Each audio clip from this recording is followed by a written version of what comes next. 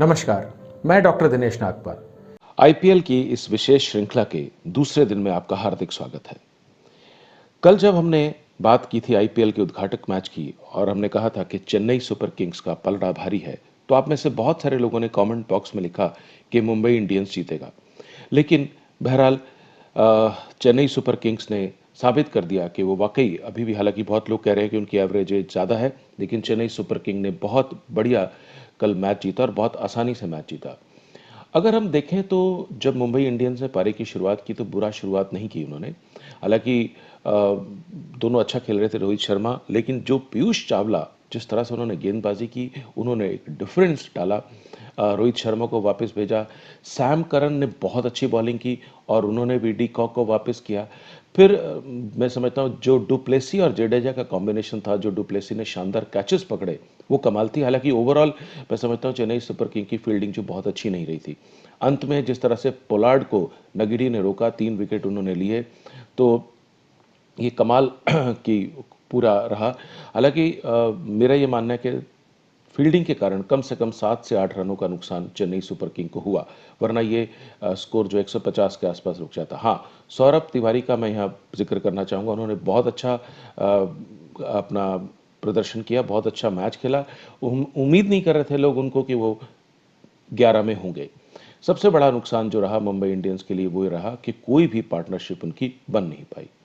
अब बात करते हैं चेन्नई सुपर किंग्स की पारी की। क्या कारण रहे उनके जीत के? बहुत ही खराब शुरुआत, बहुत ही खराब शुरुआत। दोनों ओपनर बहुत जल्दी में निपट गए, बट उसके बाद क्या शानदार पार्टनरशिप अंबाती रायडू और डुप्लेसी के बीच में हुई। अंबाती रायडू, मैं समझता हूँ भारतीय क्रिकेट में जितना उनका चर्चा होना चाहिए था, जितने उनके मौके मिलने चाहिए थे, उनको शायद उतने नहीं मिले।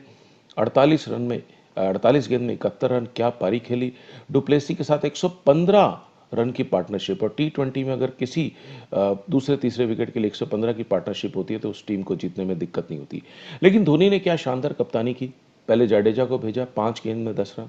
सैम करन, यंग खिलाड़ी हैं, जवान खिलाड़ी हैं, बॉलिंग बहुत अच्छी की और 5 गेंद में जो 18 रन, और वो भी बॉलर सामने जसप्रीत बुमराह जैसे, उसने इतनी आसान कर दी रहा। एमएस धोनी को कुछ करना ही नहीं पड़ा और लास्ट में डुप्लेसी ने एक चौका मारकर मैच सीएसके की झोली में डाल दिया। ट्रेंट बोल्ट ने बहुत अच्छी गेंद की, बुमराह से काफ़ी निराशा हुई, लेकिन एक हैरानी की बात थी कि रोहित शर्मा ने हार्दिक पांड्या को एक ओवर नहीं दिया। बहरहाल चेन्नई सुपर किंग ने शुरुआत की जीत के साथ। अब बात करते हैं आज के मैच की। Delhi Capitals versus Kings 11 Punjab. Dubai international stadium में मैच हो रहा है। दिल्ली कैपिटल के जो कोच हैं रिक्की पॉन्टिंग, उनका कहना है कि अभी इस समय पिच पर बहुत अच्छी घास है, इसलिए शायद तेज गेंदबाजों को शुरुआत में मदद मिलेगी।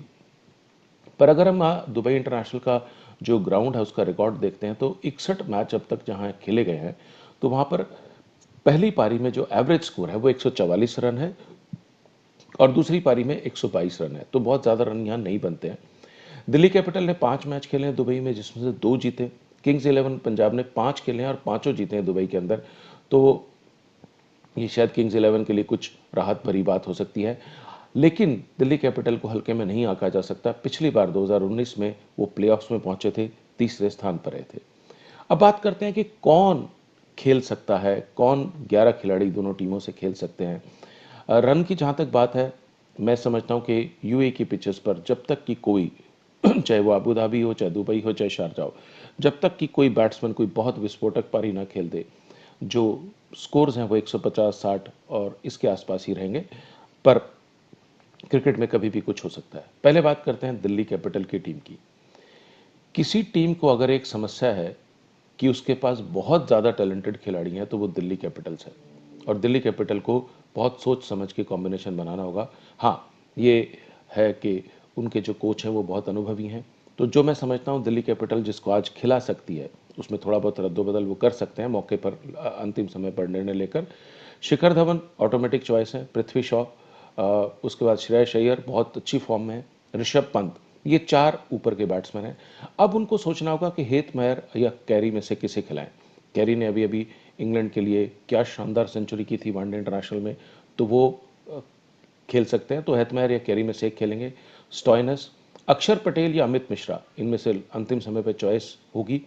रविचंद्रन अश्विन को खिलाना चाहिए। फिर बहुत लोग कह रहे हैं नॉर्टे को खिलाएंगे, मुझे लगता है डेनियल सैम्स को खिलाएंगे क्योंकि लेफ्ट हैंड बॉलर हैं और स्लो बॉल बहुत अच्छा डालते हैं। ईशांत शर्मा और कसिगा रबाडा तो अपने आप ही ऑटोमेटिक चॉइस हो गए। तो ये 11 खिलाड़ी मुझे लगता है, हालांकि देखिए अंतिम निर्णय कोच का रहता है कि वो कोच कैसे अ, उसको लेता है और अंतिम पिच को देखकर और बहुत सारी चीज़ों को देखकर निर्णय लेता है, पर मोटा मोटी यही है। हालांकि बहुत सारे लोग कह रहे हैं कि संदीप लच्छीमने को खिलाएंगे। संदीप लच्छीमने बहुत अच्छे बॉलर हैं, पर अमित मिश्रा भी कम नहीं है।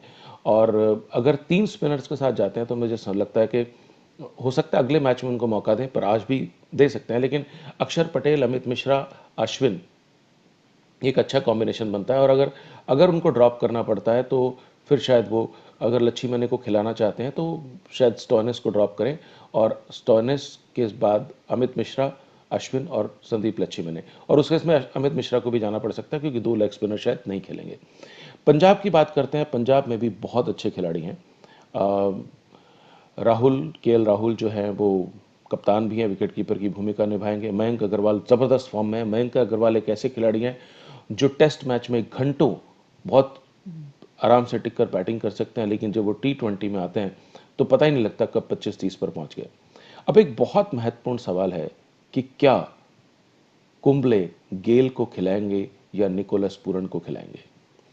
देखिए, गेल एक ऐसा खिलाड़ी है जो ऑटोमेटिक चॉइस है और जिन्होंने बहुत रन किए हैं। अगर हम मुंबई किंग्स 11 पंजाब की बात करें, और बहुत शानदार क्रिस गेल का हमेशा प्रदर्शन रहा है।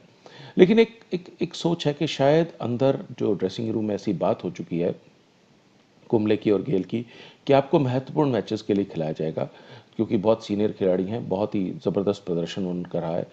तो शायद हो सकता है, आप हैरान ना हो तो हालांकि गेल को छोड़ना बहुत मुश्किल है, बट शायद निकोलस पूरन को खिलाएं, क्योंकि अगर हम कुंबले को देखें एज ए क्रिकेटर तो कुंबले का जो अंदाज रहा है वो हमेशा स्टेबिलिटी की तरफ गए हैं।